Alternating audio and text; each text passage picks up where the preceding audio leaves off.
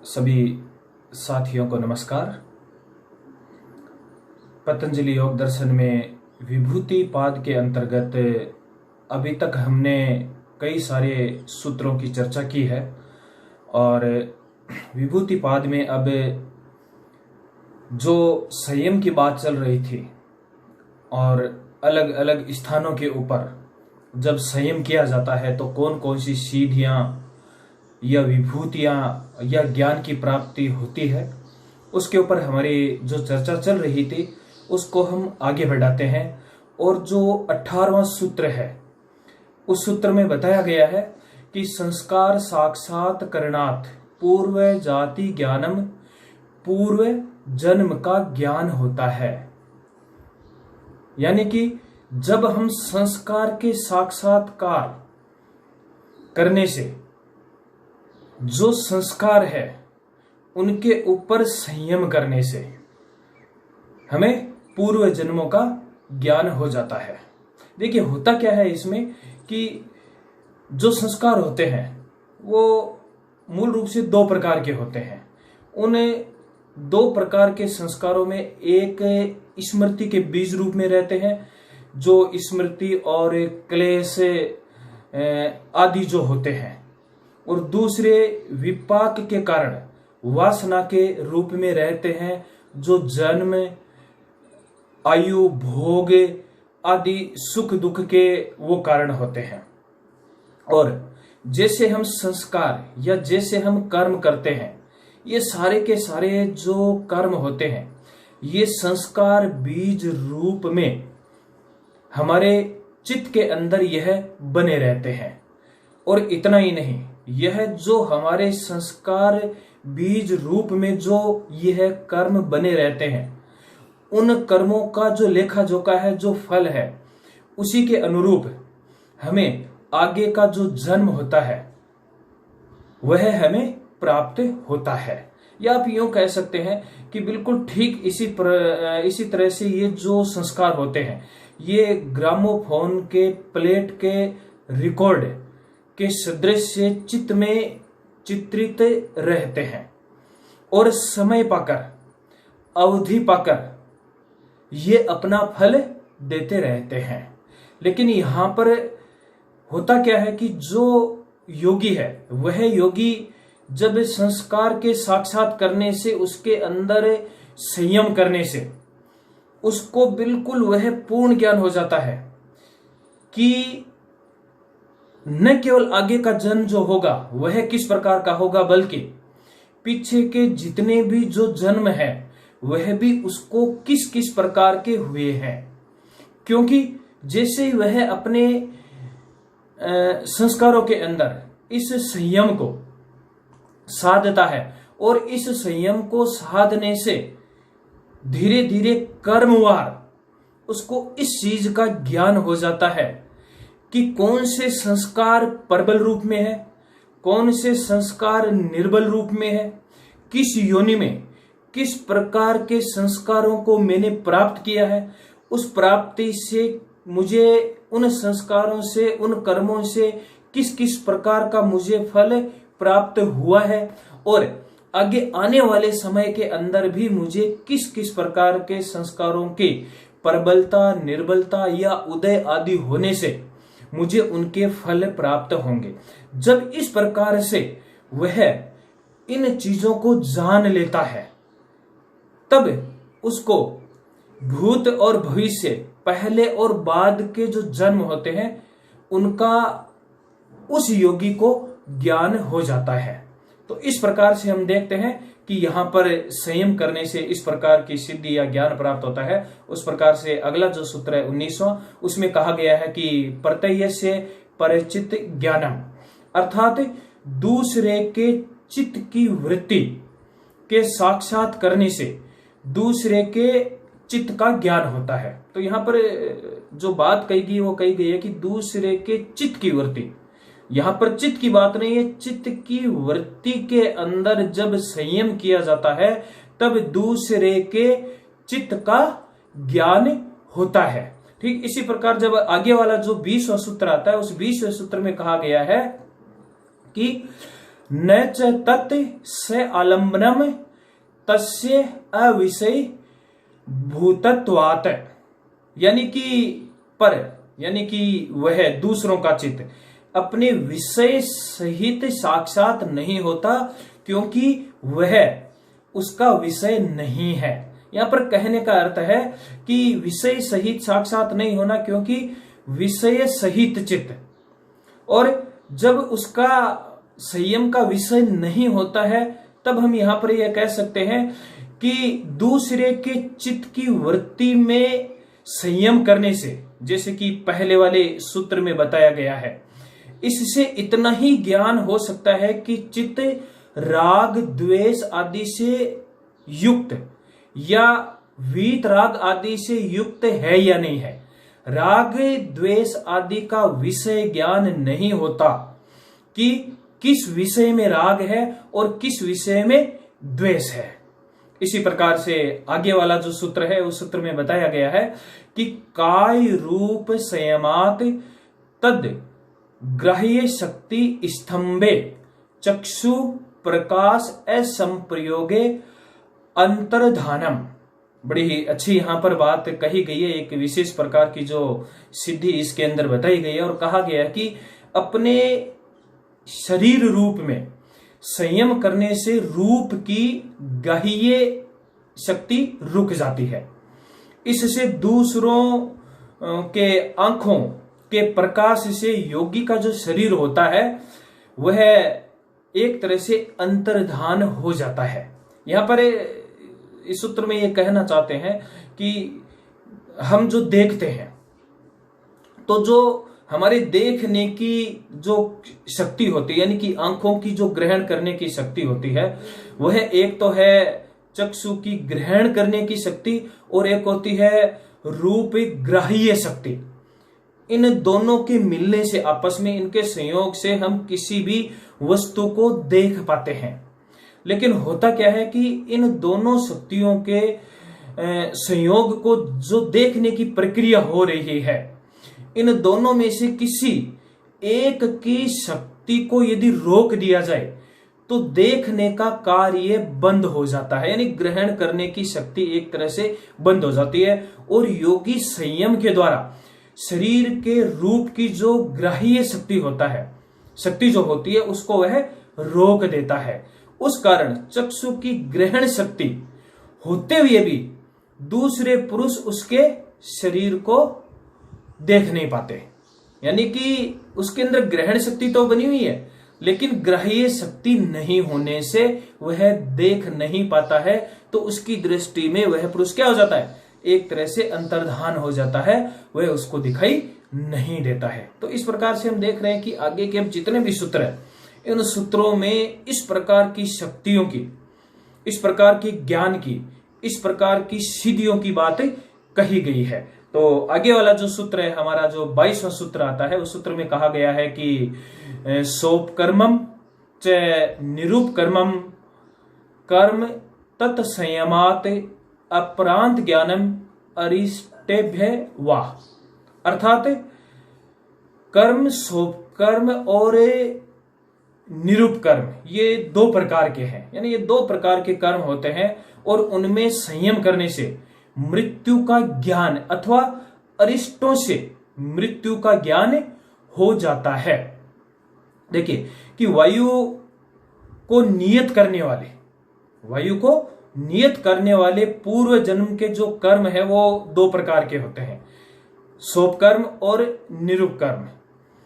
ये जो कर्म है उनमें जो सोपकर्म है, सोपकर्म का यहां पर अर्थ हुआ कि वे कर्म जो आयु समाप्त करने का काम पूरे वेग के साथ में कर रहे हैं, जिनका बहुत सा फल हो गया है, यानी कि उनका फल हमें प्राप्त हो गया है, हम उनको भोग चुके हैं और बड़ी तेजी के साथ हम आयु को क्षीण करते हुए आगे बढ़े रहे हैं। हम कहते भी हैं कि जन्म लेने के पश्चात हर श्वास के साथ हमारी आयु क्या होने लग जाती है, जन्म के साथ ही कम होने लग जाती है। और जो दूसरे प्रकार के कर्म बताए गए हैं, यानी कि निरूप कर्म, निरूप कर्म के बारे में बताए गए हैं कि वे कर्म जो मंद वेग वाले हैं, जिन्होंने आयु भोगने का कार्य अभी तक आरंभ नहीं किया है। जैसे गीला वस्त्र गर्म देशों में विस्तार पूर्वक यदि उसको फैला जाए तो वह शीघ्रता के साथ में सूख जाता है। अथवा जैसे सूखे घास के जो तिनके होते हैं उनके ऊपर यदि अग्नि को फेंक दिया जाए और चारों ओर से वायु यदि उसको मिले तो वो तुरंत जल जाते हैं, वैसे ही शीघ्र फल देने वाले शुभ कर्म होते हैं। अब यदि इसी गीले कपड़े को आप फैलाए नहीं और बिल्कुल गीला करके और बांध करके, और जो नम आयु वाले हैं, शीत देश है, उनके अंदर यदि इसको रख दिया जाए तो उसको सूखने में क्या लगेगा, उसको टाइम लगेगा। तो इस प्रकार से ये जो दोनों प्रकार के ये कर्म है, ये कर्म अपना अपना काम करने वाले होते हैं और इनके अंदर यदि संयम किया जाए तो जो आने वाली मृत्यु है वह उसका योगी को एक तरह से ज्ञान हो जाता है। और दोनों कर्मों में संयम करने से जो साक्षात होता है तो योगी को बिल्कुल संशय रहित, यानी कि अब उसको कोई संशय नहीं रहेगा और वो बता देगा कि सही समय, सही दिन, सही अवधि कि उसकी मृत्यु कब होने वाली है, यानी कि किस काल और किस देश में उसके शरीर का वियोग होगा। अब यहां पर देखिए जो एक शब्द आया है अरिष्ट की, कि जिससे भी उसका जो मृत्यु है कब होने वाली है उसका ज्ञान हो जाता है। तो योग में बहुत सारी ऐसी चीजें आती है, लेकिन तीन जो अरिष्ट है जिसमें पहला आता है कि आध्यात्मिक, यानी कि अभ्यास होते हुए भी कानों को बंद करने पर जब अंदर की ध्वनि नहीं सुनाई दे तो इसका अर्थ है कि उसकी मृत्यु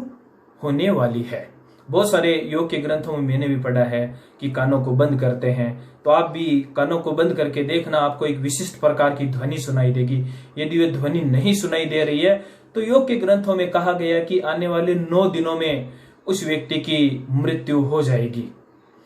तो और दूसरा एक ये भी कहा गया है कि नाक के अग्रभाग को देखे वह नहीं दिखाई देता है तो भी आने वाले 9 दिनों के अंदर व्यक्ति की मृत्यु हो जाएगी। इतना ही नहीं, एक और भी प्रयोग है कि जो हमारे आंखें हैं और आंखों को हाथों से दबाने पर जो साइड के अंदर कनकों में यदि किसी भी प्रकार की कोई ज्योति नहीं दिखाई देती है तो भी यह एक तरह से मृत्यु का संकेत है। तो यह आध्यात्मिक जो अरिष्ट है उसकी बात होगी। इसके बाद में आता है आधि भौतिक।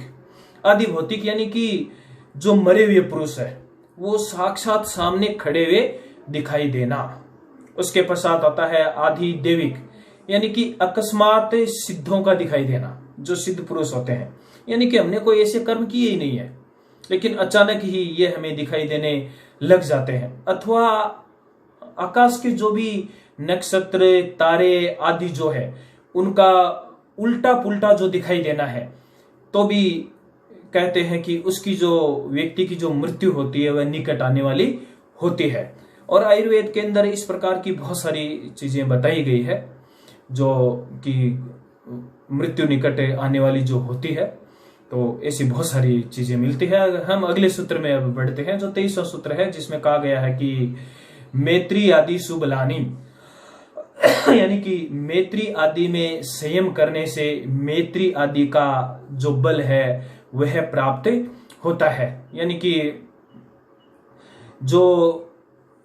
पतंजलि योग का पहला जो पाद है समाधि पाद, उस समाधि पाद में जो 33वां सूत्र है, उस 33वें सूत्र में मैत्री, करुणा और मुदिता की जो बात आई है, और साथ में चौथी जो चीज है वह उपेक्षा है। ये 4 प्रकार की भावनाएं बताई गई है और इनमें जो पहली 3 भावनाएं हैं, इन 3 भावनाओं में साक्षात पर्यंत यदि संयम करें तो कर्मानुसार मैत्री, करुणा और जो मुदिता है उसका बल योगी के अंदर धीरे धीरे बढ़ता जाता है। यानी कि योगी को मैत्री आदि की उत्कृष्टता हो जाती है, कि सबकी मित्रता आदि को वह प्राप्त करता है, यानी उसका कोई भी दुश्मन अब नहीं रहता है। एक तरह से कहें तो सबके लिए वह पूजनीय हो जाता है। और जब मैत्री में संयम करेगा तो सब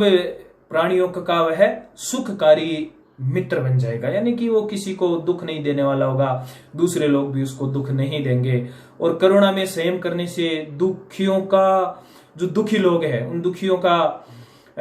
दुख दूर करने की उसमें शक्ति आ जाती है। मुदिता में जब वह संयम करेगा तो किसी के भी अंदर पक्षपात की जो भावना है वह नहीं होगी। और चौथा जो उपेक्षा है वह एक तरह से उदासीनता वाली जो चीज है और वह अभावात्मक पदार्थ है, इस कारण से वह संयम का विषय नहीं बनता है, तो उसमें संयम नहीं किया जाता है। उसके पश्चात में 24वां सूत्र आता है कि बलेसु हस्ती बलादीनी, अर्थात हाथी आदि में बलों का संयम करने से हाथी के समान जो योगी है वह बल को प्राप्त करता है।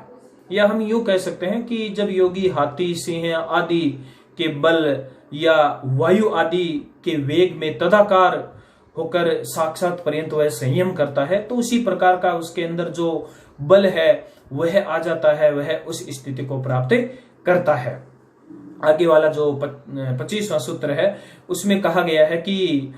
प्रवृत्ति आलोक न्यासात सूक्ष्म व्यवहित विप्रकृष्ट ज्ञानम, अर्थात प्रवृत्ति के प्रकाश डालने से सूक्ष्म व्यवहित और विप्रकृष्ट वस्तु का ज्ञान होता है। यानी कि जैसा कि पहले पाद के जो 36वां सूत्र है, 36 नंबर का जो सूत्र में है बताई हुई बात है कि मन की जो ज्योतिषमती प्रवृत्ति है, वह ज्योतिषमती प्रवृत्ति के प्रकाश से जब योगी संयम द्वारा किसी सूक्ष्म यानी कि इंद्रियातीत, जो हमारी इंद्रियों की पकड़ में जो चीज नहीं आने वाली है, जैसे अदृश्य परमाणु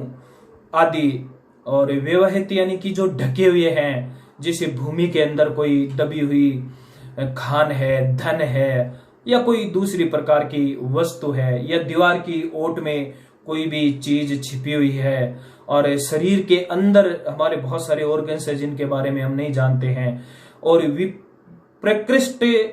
यानी कि दूरस्थ वस्तु के ऊपर जहां आंख नहीं पहुंचती है, हमारी दृष्टि नहीं पहुंच पाती है, बहुत दूर की जो बात होती है वहां पर डालता है तो उसको प्रत्यक्ष ज्ञान हो जाता है। जैसे सूर्य आदि के प्रकाश से घट आदि प्रत्यक्ष होते हैं, वैसे ही इस ज्योतिषमती के प्रकाश में सूक्ष्म व्यवहित और विप्रकृष्ट वस्तु का ज्ञान हो जाता है। यानी कि सूक्ष्म वस्तुओं का भी ज्ञान होगा जो आंखों से दिखाई नहीं दे रही है, भूमि के अंदर जो दबी हुई है, और हमारी आंखों से जो बहुत दूर है, जिसको हम कहते हैं ना कि उसको दूर दृष्टि का ज्ञान प्राप्त हो गया है। तो इस प्रकार की जो सीढ़ियां है, ज्ञान है, वह साधक को हो जाता है। उसके बाद में जो 26वां सूत्र है उसमें बताया गया है कि भुवन ज्ञानम सूर्य संयमात, अर्थात सूर्य में संयम करने से भुवन का ज्ञान हो जाता है। सूर्य, अब कई जगह ऐसा भी देखने को मिला है कि हम किसको सूर्य बोल रहे हैं। एक तो जो हमें दिखाई दे रहा है जिसको हम सूर्य भगवान कहते हैं। कई जगह ये भी कहा गया है कि यहाँ पर सूर्य का अर्थ है कि जो हमारी सुषुम्ना है, मेरुदंड है, जो सुषुम्ना है, उसके अंदर ध्यान करने से जो भुवन है, यानी कि विभिन्न प्रकार के जो लोक है उनका ज्ञान होता है। या फिर हम यूं भी कह सकते हैं कि क्या जो हमारे हृदय का स्थान है, और हृदय वाला जो स्थान है उसको सूर्य का स्थान माना गया है कि वहां पर ध्यान करने से यह ज्ञान हो जाता है। तो यहाँ पर कहने का अर्थ है कि जो प्रकाशमय सूर्य में साक्षात यदि संयम किया जाए तो भुवन यानी कि बहुत सारे हम लोकों के बारे में पढ़ते हैं। हम सप्त लोक की बात हम पढ़ते हैं, हम कहते हैं कि भाई सप्त समुद्र भी है, हम कहते हैं कि भाई 7 कॉन्टिनेंट्स यानी कि 7 महाद्वीपों की हम बात करते हैं, और जो यहाँ से पृथ्वी से ऊपर 7 लोक बताए गए हैं, इसी प्रकार से पृथ्वी से नीचे 14 प्रकार के भुवन यानी कि लोक बताए गए हैं। तो ऊपर के जो भी भुए स्वय मह तपय और सत्यलोक है, ये सारे के सारे जो लोक है क्रमवार, इन सभी लोकों का उस साधक को सूर्य के अंदर संयम करने से उसको इन लोकों का ज्ञान हो जाता है। हालांकि इन लोकों की चर्चा करें तो बहुत लंबी चौड़ी इनकी चर्चा हो सकती है, क्योंकि ऊपर के भी जो 7 प्रकार के लोक बताए गए हैं, जिसमें भुव स्व से लगा करके हम यदि सत्य लोक तक पहुंचे तो उन लोकों की भी अपनी एक एक अलग अलग प्रकार की कैटेगरी है। इसी प्रकार से नीचे के भी जो 14 प्रकार के लोक बताए गए हैं, जिसमें नरक आदि की जो बात कही गई है कि किस में किस प्रकार के व्यक्ति को जो अपने कर्म करता है उसके अनुसार उसको कौन से प्रकार का उसको लोक मिलने वाला है। तो ये जो लोक है ये इनका बड़ा लंबा चौड़ा विस्तार हमारे ग्रंथों के अंदर जो मिलता है। तो इन लोकों का जो ज्ञान है वह उस साधक को हो जाता है। तो जो चौथा लोक है, चौथे लोक को कहा गया कि ये प्रजापत्य स्वर्ग कहलाता है, और इससे आगे जो जनलोक है, तपलोक है और सत्यलोक है, ये तीनों के तीनों, अब ये जो ऊपर के तीनों जो लोक है वो वास्तव में ब्रह्मलोक कहलाते हैं। और ये जो लोक है, इन लोकों में कहते हैं कि जो व्यक्ति होता है मरने के पश्चात भी इन लोकों की उसको अपने कर्मों के अनुसार स्थिति के अनुसार वो प्राप्त होते हैं। तो उन लोकों का जो ज्ञान है वह उसको प्राप्त हो जाता है। इतना ही नहीं, हमें सूर्य, चंद्रमा, नवग्रह, नक्षत्र, तारे आदि की जो हम बात करते हैं, जो अलग अलग प्रकार के एक तरह से लोकों के अंदर आते हैं, उनका भी ज्ञान हो जाता है यदि इस सूर्य के अंदर संयम को किया जाए। तो इस प्रकार से हम देखते हैं कि जैसे जैसे अलग अलग स्थानों के ऊपर जो संयम है हम करते हैं तो किस प्रकार से हमें ज्ञान प्राप्त होता है। समुद्रों की भी बात करें तो 7 समुद्रों की जो बात आती है, उन समुद्रों का जो ज्ञान है वह भी हो जाता है। फिर इसी प्रकार जो अगला सूत्र है उसमें बताया गया है कि चंद्रे तारा व्यूह ज्ञानम, यानी कि जो चंद्रमा है उस चंद्रमा में संयम करने पर जो ताराओं का व्यूह ज्ञान है, यानी कि जितने भी तारे हैं, तारों का मंडल है, नक्षत्र आदि है, इनकी यानी कि अमुक तारा कौन से स्थान पर है, इसका यथावत ज्ञान चंद्रमा में संयम करने से हो जाता है। और हम सभी जानते हैं कि किस प्रकार से हमारा जो ये सौरमंडल है, इस सौरमंडल में जो सूर्य है उसका अपना एक स्थान है, उसके चारों ओर ग्रह चक्कर लगाते हैं, और इन ग्रहों के चारों ओर चंद्रमा जो है वह चक्कर लगाता है। सूर्य भी कहते हैं कि जो आकाश गंगा है उसके केंद्र के चारों ओर चक्कर लगाता है। तो ये सारी की सारी जो स्थितियां है, यानी कि इस ब्रह्मांड के अंदर जो कुछ है वह निरंतर गतिशील है, उनका जो ज्ञान है वह हो जाता है। तो इस प्रकार से जो ये सूत्र है इसमें बताया गया। इस सूत्र में एक चीज और भी है कि कई जो टीकाकार है वो कहते हैं कि चंद्रमा से जो अर्थ है वह हमारी जो ईड़ा नाड़ी है, जो बाई होती है वो ईड़ा और जो दाई होती है वह पिंगला नाड़ी है। तो उससे भी वो लेते हैं कि उसमें संयम करने से ऐसा होता है, लेकिन मूल रूप से शायद जो मूल चंद्र में हमारा उसमें जो संयम है करने से इस प्रकार की जो सिद्धियां हैं वह प्राप्त होती है। अब इसी से संबंधित जो आगे वाला सूत्र है 28वां, कहा गया है कि ध्रुवे तद गति ज्ञानम, यानी कि ध्रुव में संयम करने से ताराओं की गति का ज्ञान होता है। और ध्रुव तारे के बारे में हम सभी जानते हैं कि वह अपने एक स्थान के ऊपर स्थिर रहता है, इसलिए वह ध्रुव है। और उस ध्रुव तारे के चारों ओर जो सप्तऋषि मंडल है वह उसके चारों ओर चक्कर लगाता है। तो उसके अंदर यदि संयम किया जाए तो हमें विभिन्न प्रकार के तारे आदि जो है उनकी गति का जो ज्ञान है वो हो जाता है। और ध्रुव सब ताराओं में प्रधान और निश्चल है, जिसे मैंने कहा ना कि स्थिर है वह अपनी जगह पे। और इसी कारण से पुराने समय के जितने भी लोग हुआ करते थे वह ध्रुव तारे को देख करके ही ये अनुमान लगाते थे कि यह उत्तर दिशा है, यह दक्षिण दिशा है, ये पूरब है और ये पश्चिम दिशा है। तो इस प्रकार से ध्रुव तारे में संयम करने से भी अनेक प्रकार के लाभ प्राप्त होते हैं। तो अभी तो हम इस व्याख्यान में जो ये 28 सूत्र लिए हमने इनकी चर्चा की है। आगे वाला जो व्याख्यान होगा उसमें हम आगे बढ़ेंगे। तब तक के लिए आप सभी को नमस्कार।